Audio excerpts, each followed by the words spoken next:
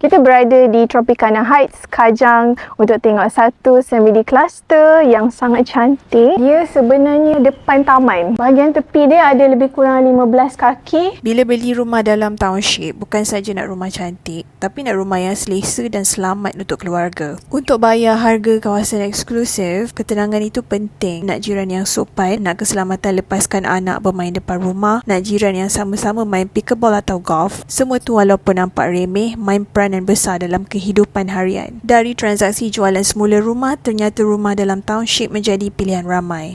Tingkat 2 ada 2 bilik, satu master and bilik yang kedua.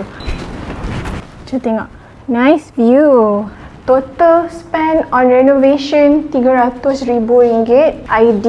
Setiap bilik ada wardrobe, ada aircon, kitchen cabinet, tiling works dekat dalam rumah dan dekat luar rumah, awning dekat tepi rumah. Boleh tengok detail dalam caption dan jangan lupa follow. So, what do you think?